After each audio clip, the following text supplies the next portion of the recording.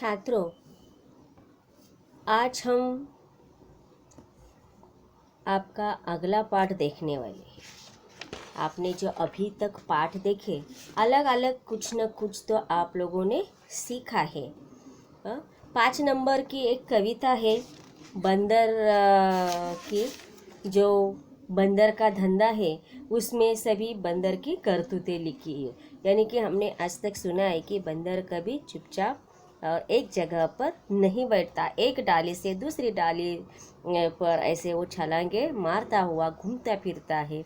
ऐसा ही बंदर, एक दिन उसे एक आला मिलता है। आला मतलब स्टेथोस्कोप मिलता है, और वो अलग अलग बीमारियों का इलाज हर एक प्राणी को बताता है। अब ये सिर्फ कविता हमें पढ़नी है, गानी है, बस इसका कुछ स्वाध्याय वगैरह कुछ नहीं है। इसलिए हम अगला पाठ देखेंगे। थोड़ी सी उसके पहले जानकारी देनी चाहती हूँ कि ये जो अलग अलग आप मिसाइल देख रहे हो, तो ये मिसाइल किसने बनाई, ये कुछ आपको मालूम है?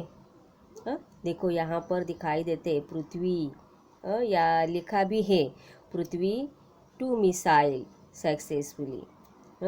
और पहला है 300 किमी दूर बैठा दुश्मन भी होगा तब भी इससे वो तबाह हो सकता है।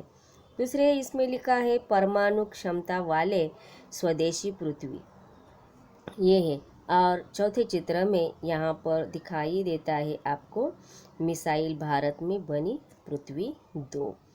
ये हमने देखा, और भी इसके बारे में जानकारी लेंगे। अब ये प्रेक्षापत्र कैसा है? प्रेक्षापत्र उसे ही हम क्या कहते हैं? उपग्रह भी कहते हैं। उपग्रह में छोड़ा हुआ। तो ये जो प्रक्षेपास्त्र है, तो वो कैसा, किसने बनाया, इसके बारे में कुछ जानकारी है आपको? तो ये बनाया है डॉक्टर अब्दुल कलाम जी ने। इसके बारे में थोड़ी सी हम जानकारी देते हैं। ये जो मिसाइल हमने देखे, अभी चित्र देखे, तो ये मिसाइल कितने प्रकार की होती है? प्रमुख रूप से मिसाइल 2 प्रकार के होते हैं। पहला है क्रूज मिसाइल, दूसरा है बैलिस्टिक मिसाइल। ये जो है ना, ये बैलिस्टिक मिसाइल है। अब ये हमारे भारत के पास कितने मिसाइल हैं? तो हमारे भारत के पास 4 मिसाइल है। उसमें से देखो, भारत के पास इस रेंज की 4 मिसाइलें हैं। इनमें छोटी दूरी की बैलिस्टिक मिसाइल पृथ्वी 2, पृथ्वी 3, धनुष और छोटी दूरी की क्रूज मिसाइल ब्रह्मोस शामिल है। तो ये 4 मिसाइल हमारे भारत के पास है। रॉकेट और मिसाइल में क्या अंतर है? आपने रॉकेट का नाम सुना है, तो रॉकेट और ये जो मिसाइल है, तो इसमें क्या अंतर है? तो देखते हैं कि मोटे तौर पर देखा जाए तो दोनों अस्त्रों में फर्क यह है कि रॉकेट दिशाहीन होते हैं, मतलब उसे एक ही दिशा नहीं होती है। इस वजह से अपने लक्ष्य से भटक जाने की संभावना रखते हैं, यानी कि वो लक्ष्य तक कभी कभी नहीं पहुंचते हैं, कहीं भटक भी जाते हैं। उधर मिसाइल या प्रक्षेपास्त्र में दिशा सूचक यंत्र लगा होता है, जिससे वह निश्चित दिशा में आगे बढ़ती है। यानी जो मिसाइल है उसमें दिशा सूचक यंत्र लगाने के कारण वो जिस दिशा में भेजना चाहते हैं उसी दिशा में वो जाता है। ये सभी मिसाइलों का जिन्होंने खोज की है, तो ये अब्दुल कलाम जी है, जो हमारे भूतपूर्व राष्ट्रपति भी रहे हैं। इन्होंने ये सभी मिसाइल, जो प्रसिद्ध मिसाइल है पृथ्वी और अग्नि प्रक्षेपणास्त्र, तो इनका निर्माण अब्दुल कलाम जी ने ही किया है। तो इन्हीं का ही पाठ हम देखने वाले हैं। पाठ 6 पृथ्वी से अग्नि तक, डॉक्टर APJ अब्दुल कलाम इन्होंने लिखा है। उनकी पहले हम जानकारी लेते हैं। पाठ छठा पृथ्वी से अग्नि तक, इसे लिखा है डॉक्टर APJ अब्दुल कलाम जी ने। इनका जन्म, इनके बारे में हम देखते हैं। 15 अक्टूबर 1931 रामेश्वरम, ये कहाँ पर है? तमिलनाडु में है। तो वहाँ उनका जन्म हुआ। मृत्यु इनकी 27 जुलाई 2015 में। इनकी रचनाएं अग्नि की उड़ान, छुआ आसमान आदि। अब इनका परिचय में देखिए, डॉक्टर अब्दुल कलाम जी ने राष्ट्रपति पद को विभूषित किया। अनमोल योगदान के लिए आपको भारत रत्न सम्मान प्राप्त हुआ है, यानी कि उन्हें भारत रत्न की भी उपाधि प्राप्त हो गई है।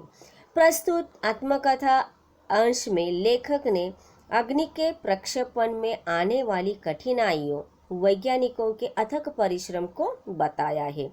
यानी कि ये जो अग्नि का प्रक्षेपण होने वाला था, तो उस प्रक्षेपण में उन्हें जो भी कठिनाइयों का सामना करना पड़ा, उसका वर्णन यहाँ पर इस पाठ में किया हुआ है। और ये बनाने में, अग्नि प्रक्षेपण सफल करने के लिए जिन वैज्ञानिकों ने परिश्रम किया, उसके बारे में भी यहाँ इस पाठ में बताया है। देखते हैं, स्वयं अध्ययन के लिए यहाँ पर दिया है, किसी महान विभूति का जीवन क्रम वर्षानुसार बनाकर लाओ और पढ़ो। जैसे अब वर्षानुसार मतलब कैसे? पहले उनका जन्म होगा, फिर उनकी शालेय शिक्षा उन्होंने कहाँ पर ली, क्या कार्य किए, ये सभी जानकारी उसमें होनी चाहिए। तो ऐसे ही किसी भी महान विभूति का, जैसे कि अब्दुल कलाम जी है, उसी प्रकार किसी भी महान जो भी विभूतियाँ हैं, नेताएं हैं, उनके बारे में आप उनका जीवन क्रम लिख सकते हो। अब इस पाठ के और जाएंगे, पाठ को देखते हैं, शुरू करते हैं। बालासोर में अंतरिम परीक्षण का काम पूरा होने में अब भी कम से कम 1 साल की देरी थी। हमने पृथ्वी के प्रक्षेपण के लिए श्रीहरिकोटा अंतरिक्ष केंद्र में विशेष सुविधाएं स्थापित की। इनमें से एक लॉन्च पैड, ब्लॉक हाउस, नियंत्रण उपकरण तथा चलित दूरनीति केंद्र शामिल थे। पृथ्वी उपग्रह को 25 फरवरी 1988 को सुबह 11:23 पर छोड़ा गया। देखो यहाँ पर दिया है पृथ्वी को कब छोड़ा गया। तो पृथ्वी को कब छोड़ा गया? तो 25 फरवरी 1988 को सुबह 11:23 पर छोड़ा गया। यह देश के रॉकेट विज्ञान के इतिहास में एक युगांतकारी घटना थी।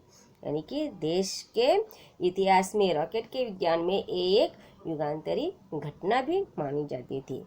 निर्देशित मिसाइलों के क्षेत्र में एक आत्मनिर्भर देश के रूप में पृथ्वी के उद्भव ने संसार के सभी विकसित देशों को विचलित कर दिया था।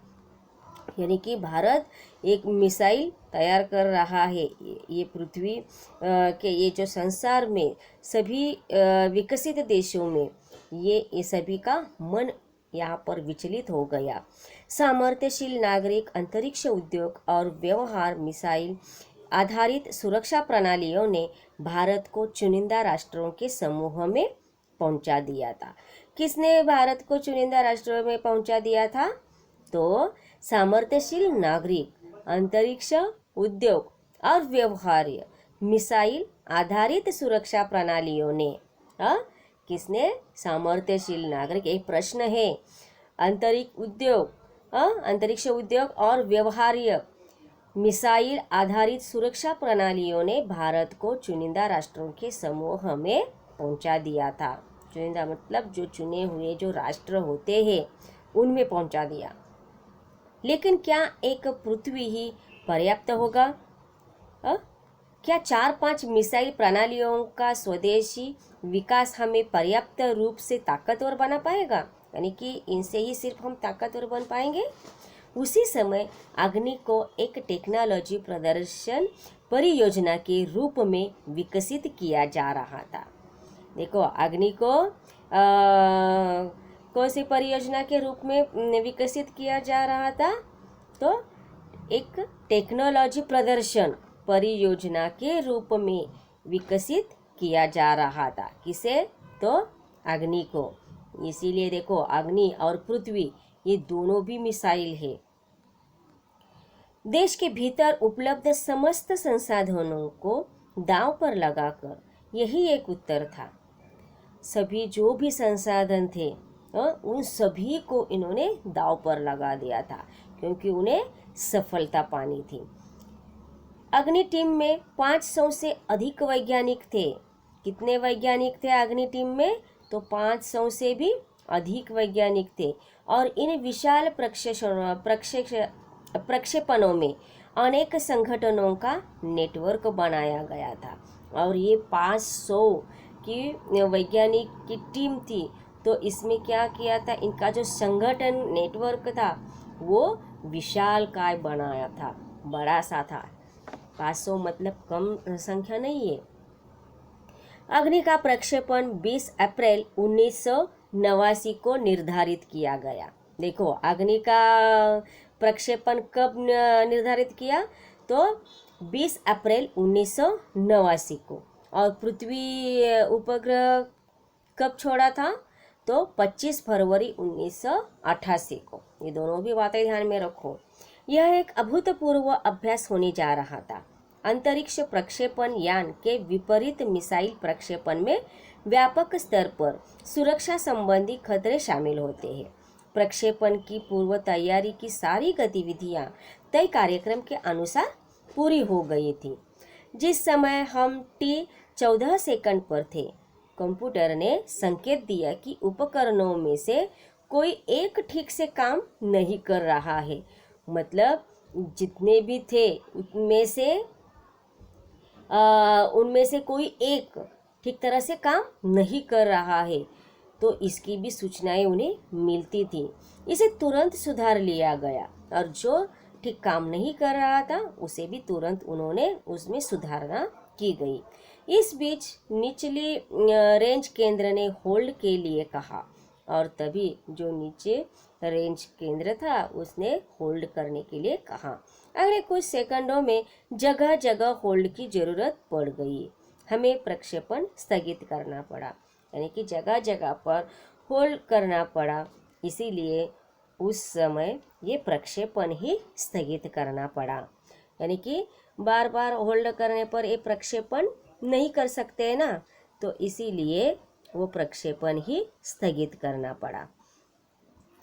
अब आगे देखो, यहाँ पर पूरी जानकारी बताई है कि होल्ड करने की ज़रूरत की पड़ी, इसीलिए प्रक्षेपण स्थगित करना पड़ा।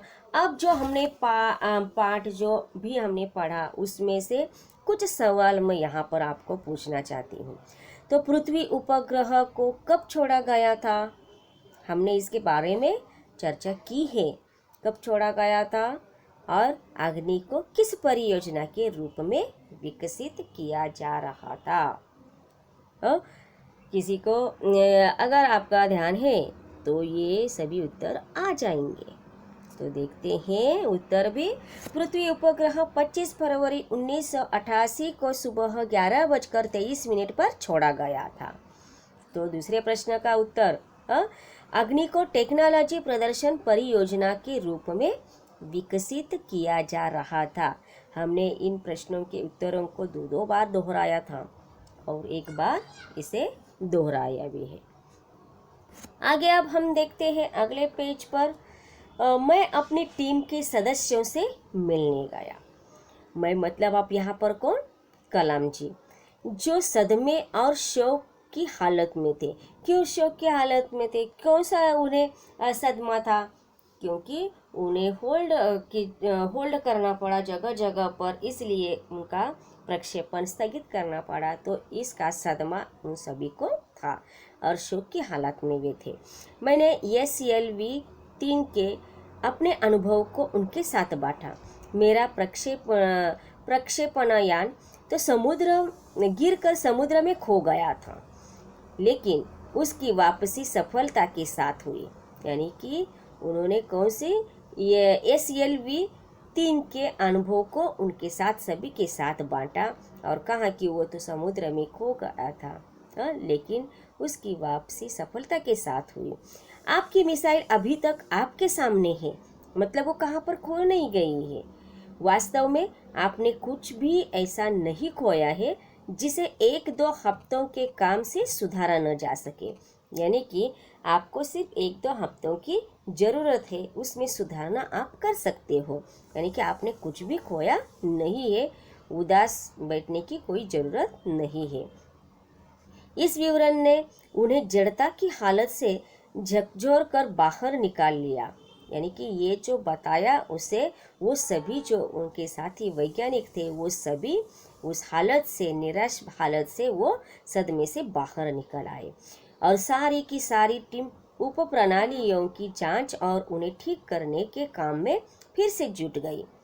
अगले 10 दिन तक दिन रात चले विस्तृत विश्लेषण के बाद, विस्तृत मतलब बड़ा विश्लेषण, स्पष्टीकरण के बाद हमारे वैज्ञानिकों ने मिसाइल को 1 मई 1989 का प्रक्षेपण के लिए तैयार कर लिया। फिर कब वो तैयार हो गया सभी मिसाइल को, तो 1 मई 1989 को प्रक्षेपण के लिए वो तैयार हो गया। लेकिन स्वयंचलित कंप्यूटर जांच अवधि के दौरान T10 सेकंड पर एक होल्ड का संकेत दिखाई पड़ा। यानी कि T10 के सेकंड पर एक होल्ड का संदेश प्राप्त हुआ, दिखाई दिया। प्रक्षेपण फिर एक बार स्थगित करना पड़ा, फिर से एक बार स्थगित करना पड़ा। रॉकेट विज्ञान के क्षेत्र में इस तरह की चीज़ें बहुत आम है और अक्सर अन्य देशों में भी होती रहती है। सिर्फ हमारे यहाँ ही नहीं तो अन्य देशों में भी ये ऐसा होता ही रहता है। मैंने DRDL RCI परिवार के 2000 से भी अधिक सदस्यों को संबोधित किया। यानी कि सबसे वो बातें की मैंने। बहुत मुश्किल से ही कभी किसी प्रयोगशाला या R&D संस्थान को संदेश में, देखते अगले पेज पर, RDL परिवार 2000 से भी अधिक, यहाँ पर देखो संबोधित किया। बहुत मुश्किल से ही कभी किसी प्रयोगशाला या R&D संस्थान को देश में पहली बार अग्नि जैसी प्रणाली विकसित करने का अवसर मिलता है। यह महान अवसर हमें दिया गया है। स्वाभाविक रूप से बड़े अवसर अपने साथ बराबर की चुनौतियां लेकर आते हैं। हमें हिम्मत नहीं हारनी चाहिए। सच है, कभी भी छोटी सी भी इससे हमें हिम्मत कभी भी हारनी नहीं चाहिए।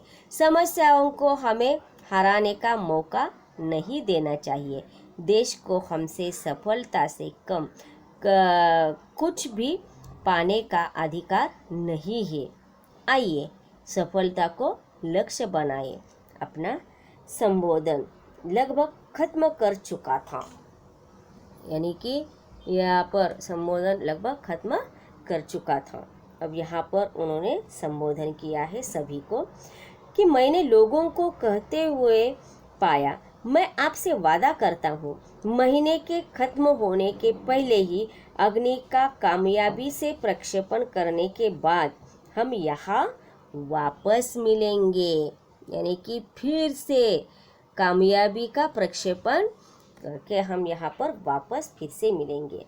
यह किसी आश्चर्य से कम नहीं था कि कैसे सैकड़ों कर्मचारियों ने लगातार काम करके प्रणाली की तैयारी का काम स्वीकार्यता परीक्षणों सहित केवल 10 दिन में पूरा कर डाला। लेकिन अब बाधाएं पैदा करने की बारी विपरीत मौसम की थी। एक चक्रवात का खतरा मंडरा रहा था। अब ये कौन सा चक्रवात का खतरा था? देखो, सभी कार्य केंद्र उपग्रह संचार के जरिए आपस में जुड़े हुए थे। सभी यहाँ पर आपस में जुड़े हुए थे। मौसमी संबंधी आंकड़े रुक रुक कर आने लगे और 10 मिनट के अंतराल में उनकी बाढ़ सी आ गई। अतः प्रक्षेपण 22 मई 1989 रोज निर्धारित किया गया। अब अगला प्रक्षेपण कब निर्धारित किया? 22 मई 1989। पहले कब निर्धारित किया था? 1 मई। तो यानी कि यहाँ पर फिर 21 दिन के बाद ये 22 मई 1989 के रोज निर्धारित किया गया। यह पूर्णिमा की रात थी। ज्वार के कारण लहरें किनारों से टकराकर और अधिक शोर मचा रही थी। क्या हम अग्नि के प्रक्षेपण में कल सफल होंगे? यानी कि ये बार बार सभी विचार आ रहे थे, इसलिए वो शोर मचा रही थी। ये सभी विचार शोर मचा रहे थे, वो लहरें मचा रहे थे, शोर किनारों से आकर टकरा रही थी और प्रश्न कर रहे थे कि क्या कल हम सफल होंगे। यह सवाल हमारे दिमागों में सबसे ऊपर था, लेकिन हम में से कोई भी उस सुंदर रात के जादू को खंडित करना नहीं चाहता था। यानी कि उस रात को क्या कहा है? सुंदर रात, जादू की रात ऐसे कहा है, और इसे कोई भी खंडित वहाँ पर नहीं करना चाहता था। एक लंबी खामोशी तोड़ते हुए आखिरकार रक्षा मंत्री महोदय ने मुझसे पूछा, कलाम, कल तुम अग्नि की कामयाबी का जश्न मनाने के लिए मुझसे क्या उपहार चाहोगे? यानी कि तुम्हारा जो ये तुम्हारी जो कल कामयाबी होगी तो प्रक्षेपण की, तो उसमें तुम क्या उपहार चाहोगे मुझे? देखो यहाँ पर ये प्रक्षेपण है, ये प्रक्षेपण उनका सफल हो गया है। अग्नि का ये प्रक्षेपण है, कैसे उपग्रह ये जा रहा है आसमान में। यह एक मामूली सा सवाल था, लेकिन मैं तत्काल इसका कोई जवाब नहीं सोच पाया।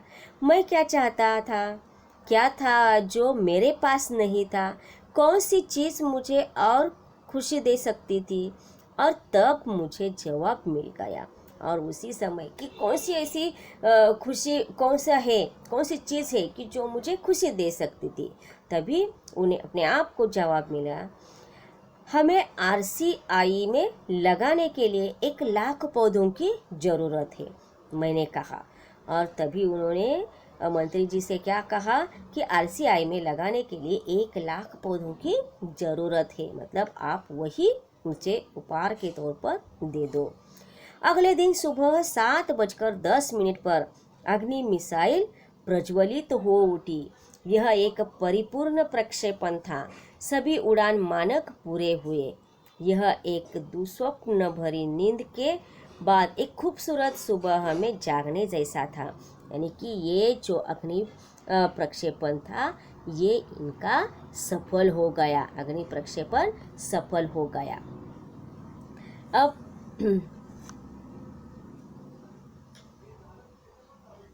फिर हम अनेक कार्य केंद्रों पर 5 साल की कड़ी मेहनत के बाद लॉन्च पैड पर आए थे। यहाँ लॉन्च पैड पर आए थे। पिछले 5 हफ्तों में गड़बड़ियों की एक श्रृंखला की अग्नि परीक्षा से गुजर रहे थे, लेकिन अंततः हमने यह करके दिखा दिया। यानी कि सफल उड़ान हो गई, मतलब इसमें ये सभी कामयाबी हो गए। इसके लिए 5 हफ्तों तक बहुत सारी गड़बड़ियाँ हो गई थी। एक बार रोकना पड़ा, यानी कि उसे होल्ड भी करने की ज़रूरत पड़ी। बहुत बार होल्ड करना पड़ा तो वो प्रक्षेपण ही स्थगित करना पड़ा। इस प्रकार से 2 बार ये होने पर भी जब अगली बार मतलब 3 हफ्तों के बाद वो उसमें सफल हो ही गए और उन्होंने करके दिखाया भी। यह मेरे जीवन के महानतम क्षणों में से एक था। सिर्फ 600 सेकंड्स की भव्य उड़ान ने हमारी सारी थकान को एक पल में धो डाला। सालों की मेहनत का क्या शानदार नतीजा मिला। यानी कि ये इसके लिए एक दिन का वो काम था क्या, कुछ ही हफ्तों का वो काम था क्या? नहीं, तो उसे बहुत साल की, यानी कि उन्हें कितने समय लगा था,